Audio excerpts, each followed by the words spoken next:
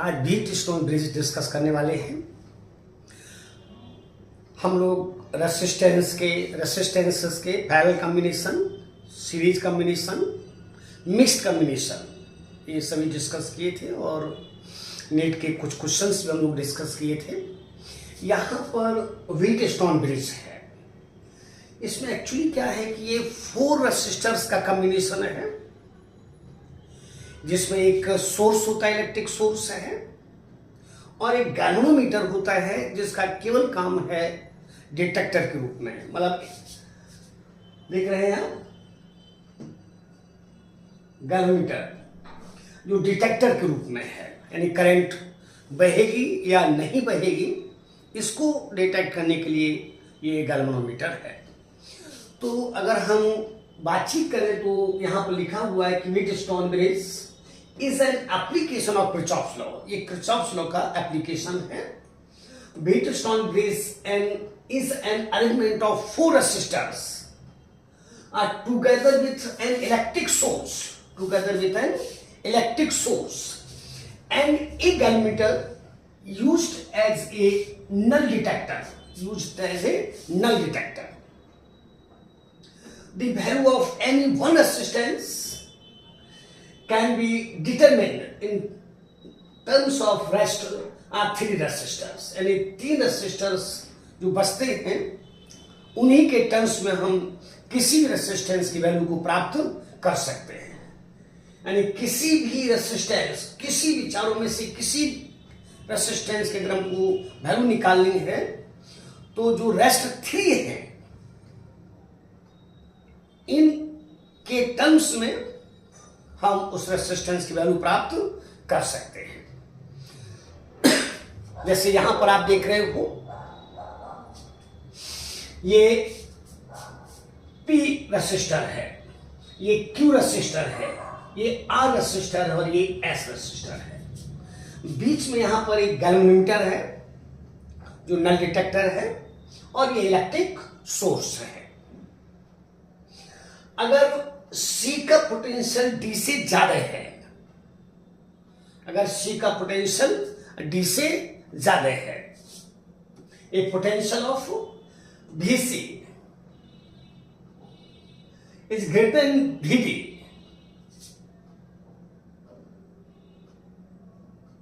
यानी C का potential अगर D के पोटेंशियल से ज्यादा है तो करंट C से D की ओर बह जाएगी थ्रू गैल्वेनोमीटर,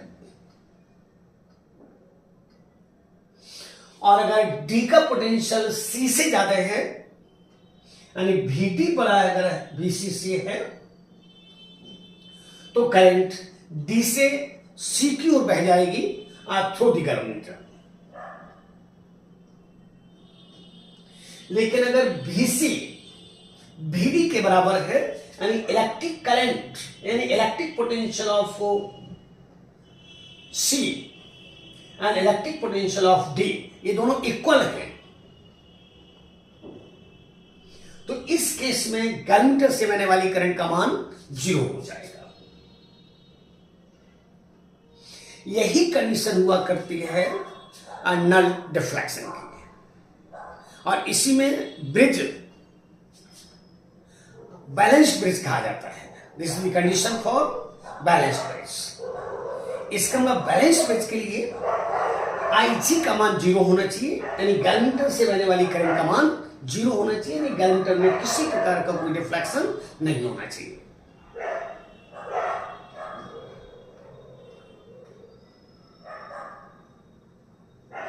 कोई कंफ्यूजन नहीं।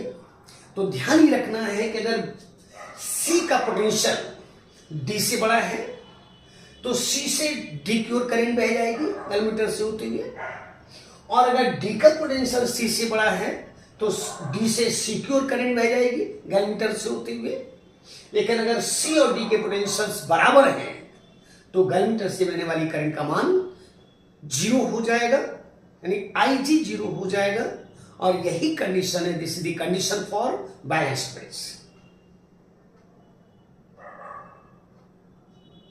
इसका मतलब है कि यहां किसी प्रकार का भी कोई रेसिस्टेंस आप यूज कर लेंगे, लेकिन अगर बैलेंस्ड ब्रिज है तो रेसिस्टेंस का कोई योगदान नहीं रहेगा। ओके, अब अगर हम कंडीशन इसके लिए देखते हैं कि कंडीशन क्या है।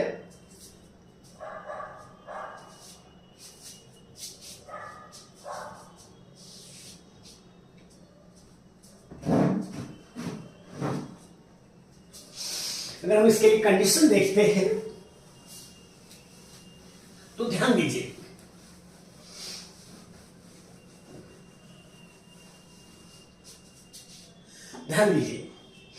कि अगर हम किरचॉफ्स लॉ को सी और डी पर यूज कर लेते हैं, जैसे मैंने आप पी से बहने वाली करंट को I1, क्यू से बहने वाली करंट को I3, आर से बहने वाली करंट को I2 और एस से बहने वाली करंट को I4 लिया है, और गर्मीटर से बहने वाली करंट को मैंने IG ले ली, बाद में उसको जीरो करेंगे। तो अगर कहा जाए by Kirchhoff's junction law, by Kirchhoff's junction law, by Kirchhoff's junction law,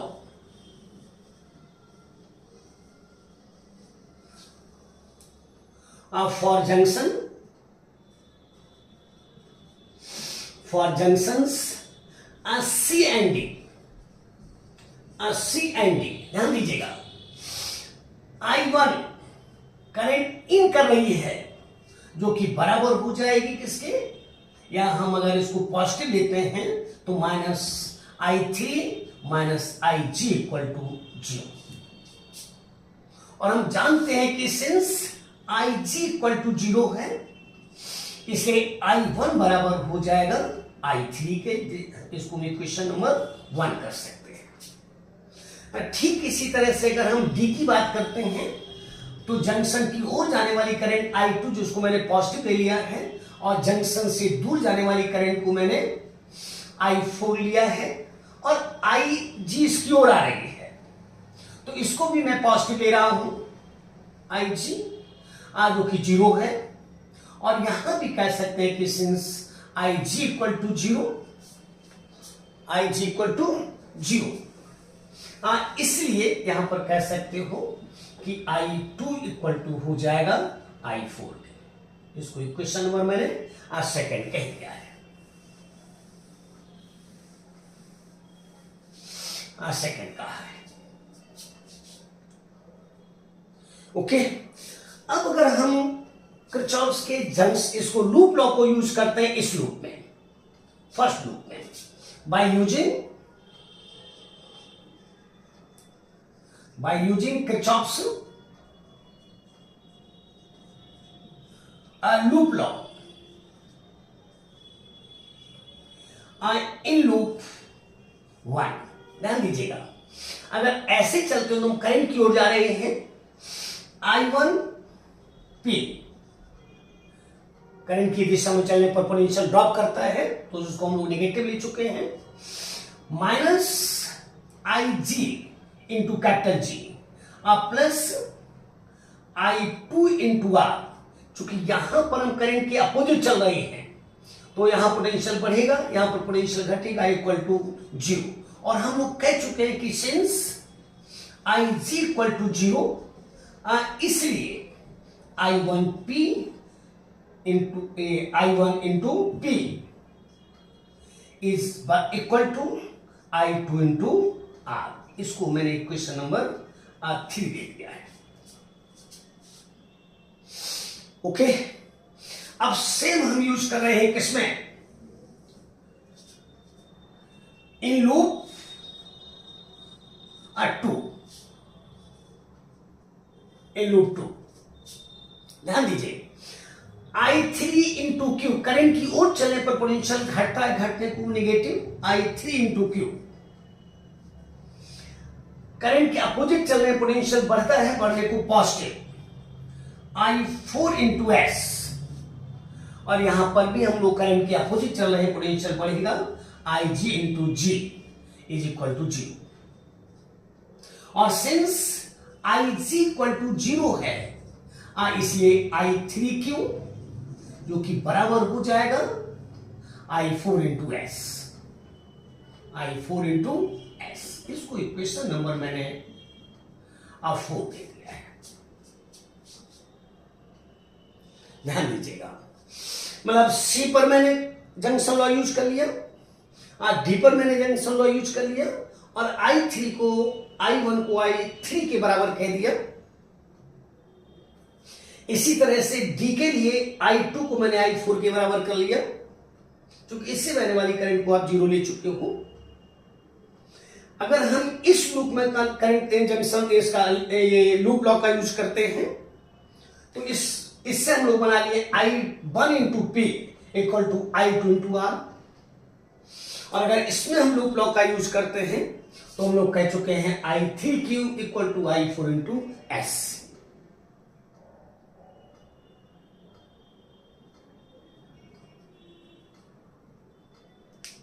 okay, ध्यान दीजिए। अब हम बीच को हटा दे रहे हैं, इसको भी हम हटा दे रहे हैं।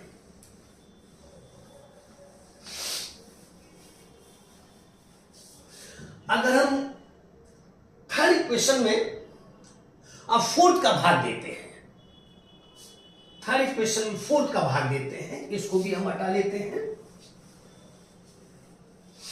और इसे भी हटा लेते हैं। ओके, यानी इक्वेशन डिवाइडेड बाय डिवाइडिंग, यानी डायरेक्ट लिखते हैं 3/4। तो I1P बाई I3Q ये इक्वल टू हो जाएगा I2R by I4S।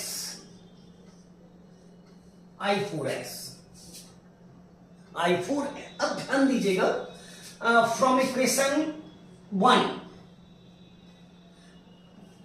Since from equation 1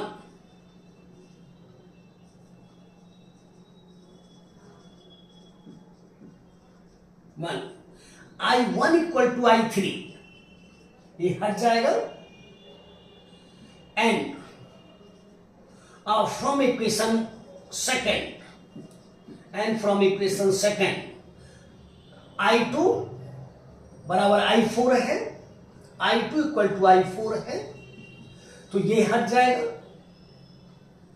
इसीलिए आप P बाई Q ये बराबर हो जाएगा R by S। This is the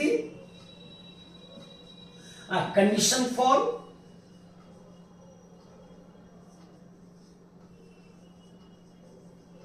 balanced based on which P by Q equal to R by S, P by Q equal to R by S, P by Q equal to R by S। अगर ऐसा है तो जो हमारा circuit है उस circuit को हम रिप्लेस कर सकते हैं किससे? ये P है, ये Q है, ये R है, ये S है। ये पॉइंट A हो गया, ये पॉइंट B हो गया, अब P Q R S हो गया काम आपका। ये दोनों सीरीज में है, ये दोनों पैरेलल में है, इन दोनों को जोड़ लो, इन दोनों को जोड़ लो और इसके बाद पैरेलल वाला फॉर्मूला यूज कर लो। क्योंकि यहां जो C पॉइंट है और यहां जो D पॉइंट है, यहां पर अगर वायर आप जोड़ भी देते हैं तो इस वायर का कोई योगदान नहीं है।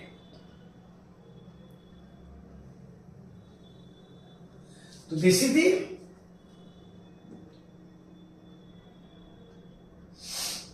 Final equivalent figure after applying this condition of Bayes space P by Q equal to R by S। तो बीच के रेसिस्टर्स को आप छोड़ सकते हैं। यहां पर कुछ भी आप जोड़ देंगे, 10 ओम जोड़ देंगे, 20 ओम जोड़ देंगे, आप 50 ओम जोड़ देंगे, कुछ भी जोड़ देंगे, इसका कोई योगदान नहीं है। क्यों? क्योंकि जो करंट इस वायर से है वही करंट इस वायर से है। जो करंट इस वायर से है वही करंट इस वायर से है, इसलिए दोनों सीरीज में हो गए, ये दोनों पैरेलल में हो, सीरीज में हो गए, इसके बाद ये दोनों पैरेलल में हो गए। जैसे मैं आपसे क्वेश्चन कर दूं, फॉर एग्जाम्पल,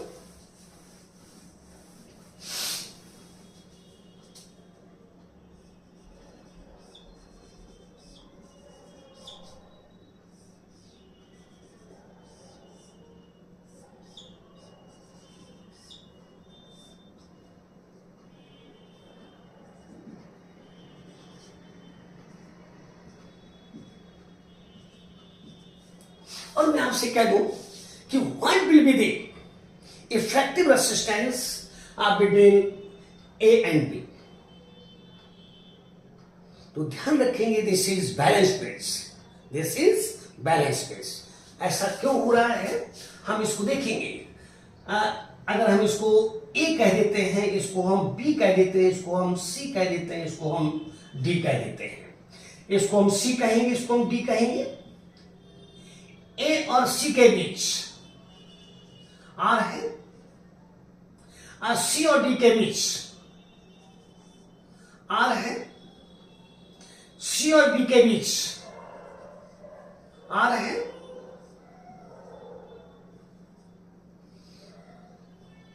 ए और डी के बीच आर है, और डी और बी के बीच आर है। सिंस पी बाई क्यू यानी आर बाई आर ये बराबर है R by S, R by R, hence bridge is balanced. Bridge कैसा है? बैलेंस्ड। तो इसका मतलब है कि इसको आप हटा ले सकते हो। जब इसको हटा लोगे, R R two R, R R two R, two R two R R, यानी इफेक्टिव रेसिस्टेंस हो जाएगा कितना? आर हो जाएगा। इफेक्टिव रेसिस्टेंस आर हो जाएगा।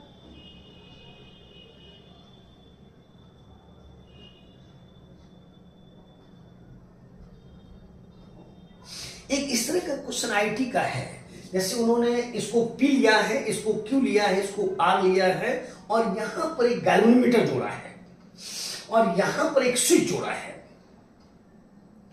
और इन्होंने कहा है कि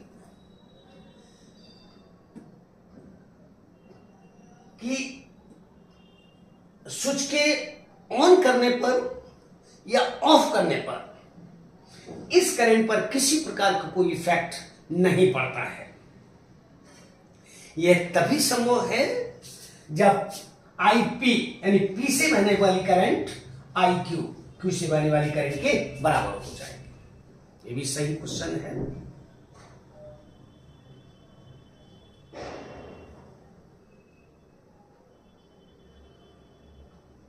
तो अगर हम नीट के फर्स्ट क्वेश्चन की बात करते हैं, उसको आप देख लीजिए। NEET UG 2013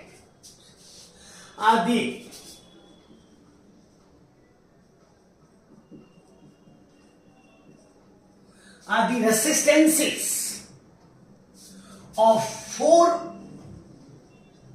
resistors P, Q, R and S and S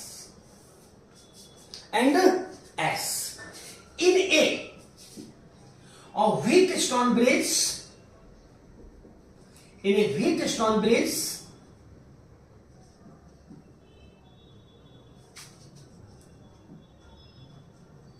R, Wheatstone bridge R, a 10 ohm,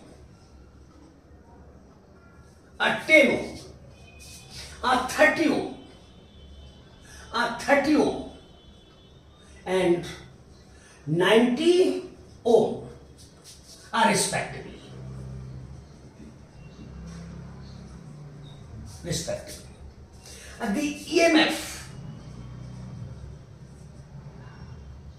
and internal resistance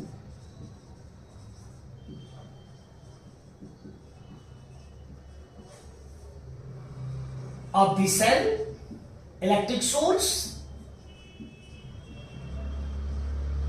are a 7 volt and a 5 ohm respectively.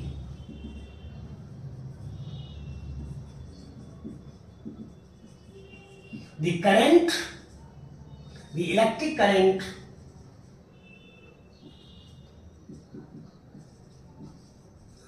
are drawn from the cell will be. ये सबसे first question है NEET का, ध्यान दीजिएगा। Question एकदम clear है। PQRS 4 resistors हैं। जैसे अगर हम सर्किट बना लेते हैं, हटा दें, ध्यान दीजिएगा, यानी ब्रिज बैलेंस्ड है, ब्रिज बैलेंस्ड है।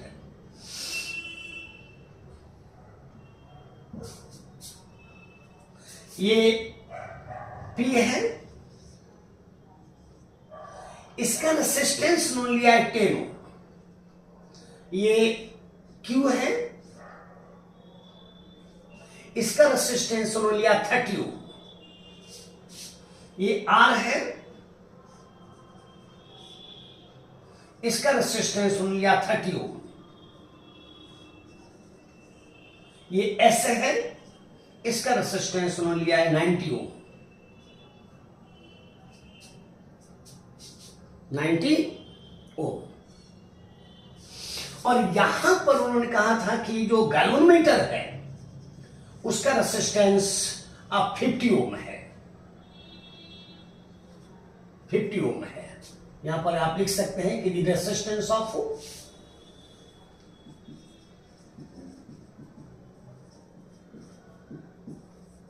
a galvanometer is 50 ओम, 50 ओम है। और इलेक्ट्रिक सोर्स ये है और ये इसका इंटरनल रेसिस्टेंस है।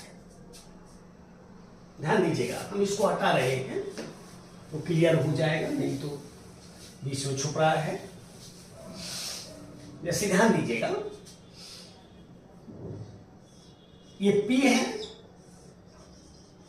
ये Q है, ये R है, ये S है और ये गैल्वेनोमीटर है। इसका रेसिस्टेंस 50 ओम है। P का रेसिस्टेंस 10 ओम, Q का रेसिस्टेंस 30 ओम, R का रेसिस्टेंस 30 ओम और S का रेसिस्टेंस 90 ओम। और यहां पर एक इलेक्ट्रिक सोर्स जुड़ा हुआ है जिसका इंटरनल रेसिस्टेंस है 5 ओम और 7 वोल्ट का सोर्स है।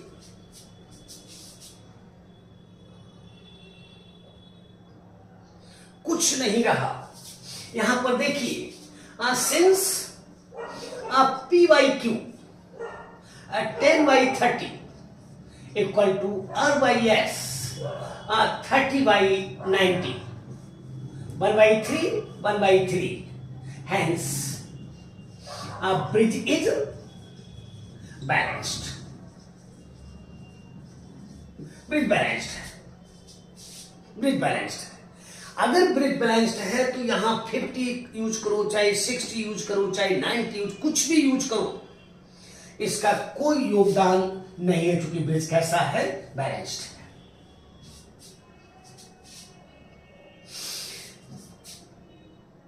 10-30 इनको हटाकर ये सीरीज में है,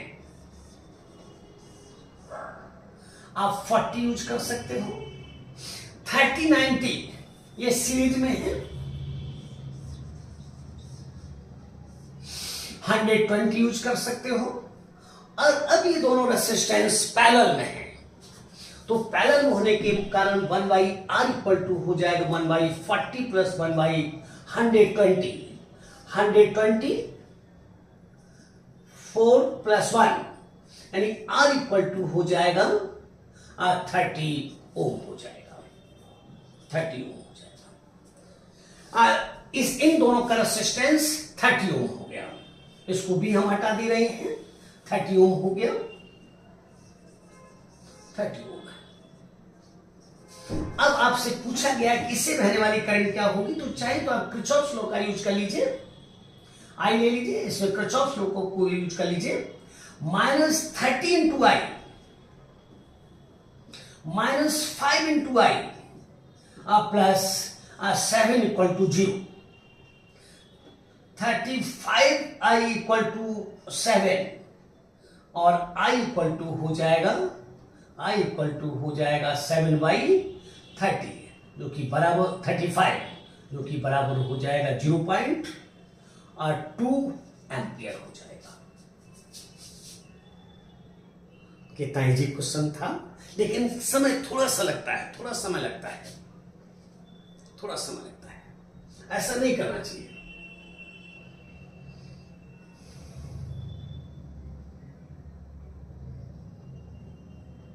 इक्विवेलेंट रेजिस्टेंस दे दे, हो गया 30 ओम हो गया, क्वेश्चन खत्म है।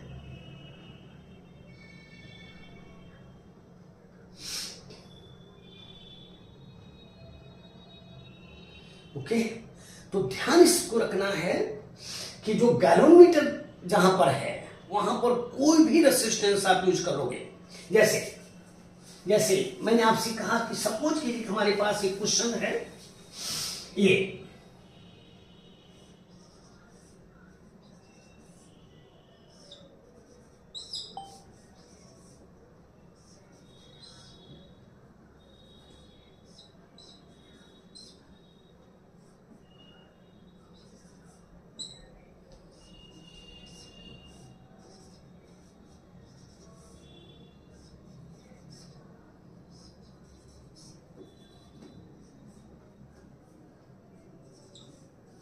सारी की सारे रेजिस्टेंस आर है,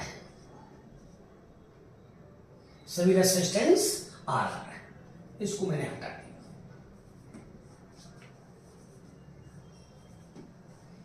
सभी रेजिस्टेंस आर है, और आपसे कहा कि इस पॉइंट ए और इस पॉइंट बी के बीच का इफेक्टिव रेजिस्टेंस क्या हो जाएगा। तो ध्यान इसमें यह भी रखना है कि अगर हम यहां से किसी भी करंट को लेते हैं, सपोज कीजिए कि 3i मैंने करंट ले ली है, तो इस करंट को यहां से निकलना होगा 3i। इसमें से हम अगर i को पास करते हैं, इसमें से अगर हम i को पास करते हैं, इससे हम अगर i को पास करते हैं, तो ये i यहां पर आएगी i, और चूंकि मुझे यहां पर i प्राप्त करना है, यहां पर मुझे i प्राप्त करना है, यहां पर मुझे i प्राप्त करना है, ये तभी संभव है कि इस वायर से बहने वाली करंट का मान 0 हो जाए, इस वायर से बहने वाली करंट का मान 0 हो जाए। हो गया काम आपका, R2R,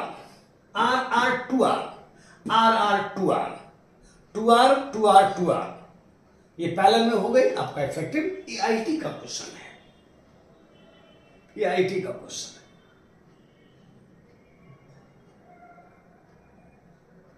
इस तरह का पूछ देना चाहिए, या और इजी कर दिया जाए, जैसे सपोज कीजिए ये 4 ओम है, ये 4 ओम है, ये 4 ओम है, ये 4 ओम है, ये 4 ओम है, ये 4 ओम है, यहां पर 5 ओम है, 5 ओम है,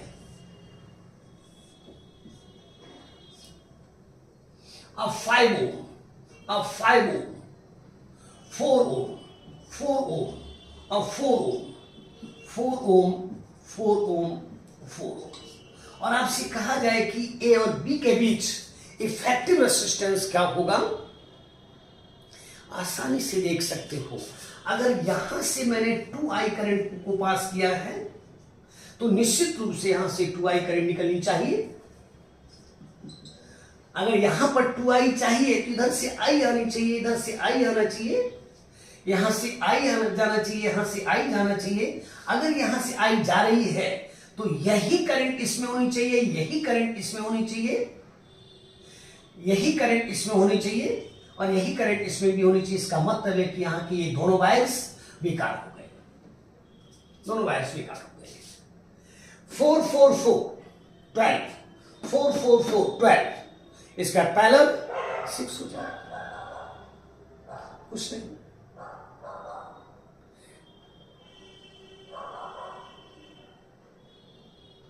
ऐसी ब्रिज को कपल्ड व्हीटस्टोन ब्रिज कहा जाता है, कपल्ड। तो कुछ नहीं, हो सकता है 25 में आपको मिल जाए,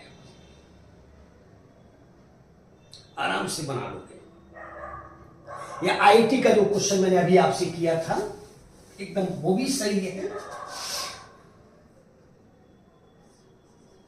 ये P है, ये Q है और यहां पर उन्होंने एक स्विच यूज किया था S,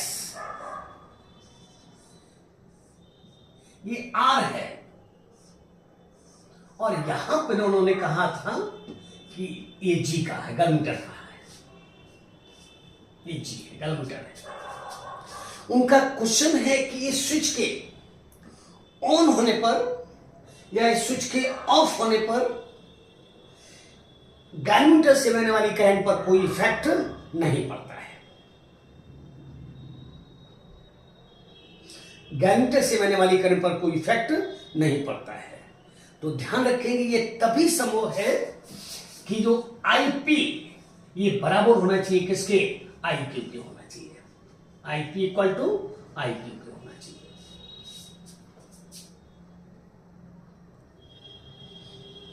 ये भी अच्छा है, इस तरह का क्वेश्चन करना चाहिए।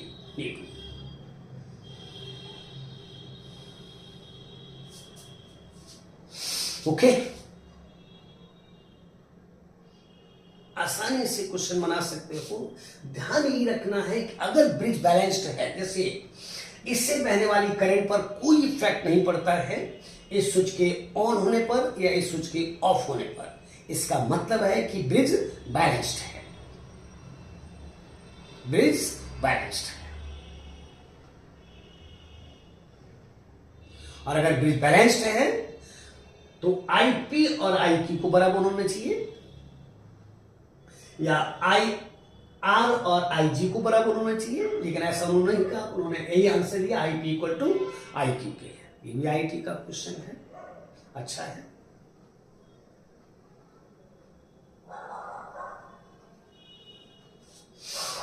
ओके, इसके बाद इन्होंने एक ऐसा क्वेश्चन किया था, ये नीट 22 का है, UG का।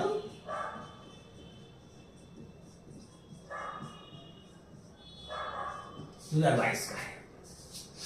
इन्होंने एक फिगर दिया है,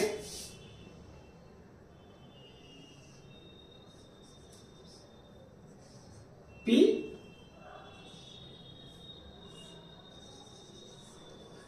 Q और Y ये है, ये X है, यहां पर गैलमीटर बताया है। ये इन्होंने क्वेश्चन किया कि the resistance of X is determined by